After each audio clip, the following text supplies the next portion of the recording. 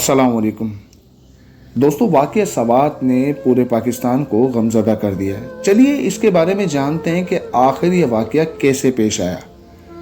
डस्का के बदनसीब ख़ानदान के साथ आज होने वाले सानिया के मुतालिक कुछ दुरुस्त मालूमात और हक़ाइक़ जानिए। ऐनी शाहिदीन के मुताबिक ये लोग जहाँ नाश्ता कर रहे थे वो हादसे के मकाम से थोड़ा दूर था और उस वक्त वो एरिया बिल्कुल खुश्क था और पानी का नामो निशान भी नहीं था। पहाड़ों पर 2 दिन से मुसलसल बारिश हो रही थी, जिसकी वजह से नदी नालों में तुग़यानी आ गई और देखते देखते पानी के बहाव में इजाफा हुआ और अचानक पानी को आता देखकर ये लोग खुशी के मारे दीवानावार पागलों की तरह वहां दूर आगे दौड़ कर गए ताकि वीडियो और तस्वीर बना सकें। दोस्तों, यहाँ पर एक बात वाज़े करते चलें, खासकर नौजवानों के लिए। आज हमने ज़िंदगी को मजाक समझा हुआ है। चंद व्यूज़ के लिए, चंद लोगों को वीडियोस पिक्चर्स भेजने के लिए हम मौत को गले लगा लेते हैं। ये ज़िंदगी बहुत कीमती है।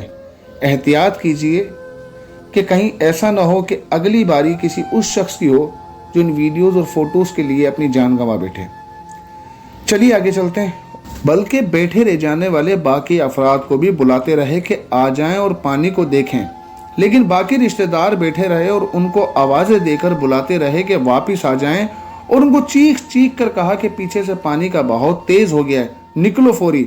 लेकिन इस बदनसीब ख़ानदान के चंद अफराद का सेल्फी जुनून ख़त्म नहीं हुआ और फिर पानी का बहुत बड़ा रेला आ गया और ये लोग खौफजदा होकर किनारे की तरफ नहीं भागे, बल्कि डर के मारे उस टीले पर चढ़ गए और फिर जो कुछ हुआ वो आपके सामने है।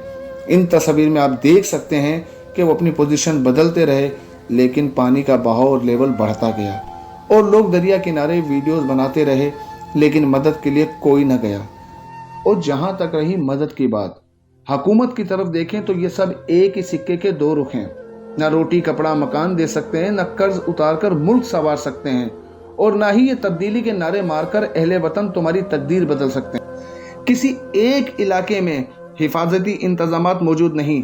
सैर और तफरी के लिए आने वालों को इन इलाकों के मौसम, इन बहते पानियों की तुग़यानी की भला क्या खबर, लेकिन क्या मकामी और सूबाई हुकूमत और इनके मातहत इदारों को भी इन हालात की खबर नहीं होती? यहाँ जिक्र वफाकी हुकूमत का करना बनता भी नहीं, क्योंकि वो तो पहले से ही आलमी झगड़ों की ठेकेदारियां कबूल किए बैठे हैं। चंद चले जाने से भला उन्हें क्या फ़र्क पड़ता है। और एक बात मकामी अहबाब के लिए भी कि ये जो मैदानी इलाकों से लाखों सयाह आपके इलाके में सैर व तफरी के लिए आते हैं, इन्हीं की बदौलत आपका कारोबार ज़िंदगी चलता है। इन सयाहों का मकसद न आपके इलाकों में मुस्तकिल सकूनत और न आपके इदारों पर बोझ बनना होता है। ये फ़कत चंद दिन सकून की खातिर इन इलाकों का रुख करते हैं। बराए करम आप अपने इलाकों के मौसम से बखूबी वाकिफ़ और अपने दरियाओं के मिजाज से खूब आशना हैं, तो सयाहों की मदद किया कीजिए। इन्हें गलतियां करने से रोकें या ना रोकें, कम अज़ कम डरा तो सकते हैं। कितना अजीब व काबिल अफसोस अमर है कि 1 दर्जन से ज़ायद अफराद पानी में फंसे हैं, उनकी मदद का कोई इंतज़ाम मौजूद नहीं और लम्हा बलम्हा मौत की जानिब बढ़ने वालों की लाइव कवरेज के लिए किनारे खड़े सैकड़ों हैं। कोई हलचल नहीं, कोई कोशिश नज़र नहीं आती कि किस तरह इन्हें बचा लिया जाए। अफसोस, सद अफसोस, ये सिर्फ एक सूबे का हाल नहीं है। अगर हम अपने चारों तरफ इस पूरे पाकिस्तान का हाल देखें तो हमने अपने इन जितने भी वुज़रा, इनकी अय्याशियाँ हमने देखी हैं। ये बाहर मुल्क जाते हैं तो अपना सामान भी खुद उठाते हैं, लेकिन जब ये पाकिस्तान में होते हैं तो उनका प्रोटोकॉल इतना शाहाना होता है कि आम इंसान इनके आगे कोई हैसियत ही नहीं रखता। फ़र्क सिर्फ इतना, हमने खुद को कभी बदलना चाहा ही नहीं। हमने कभी ज़मीन से आए हुए इंसान को वो ताकत ही नहीं दी। हर वो शख्स जो क्लेबर की ज़िंदगी जी रहा था, उसे ही चुनकर आगे कर दिया। उसे क्या पता कि गरीब की ज़िंदगी कैसी होती है, उसका मरना जीना कैसा होता है।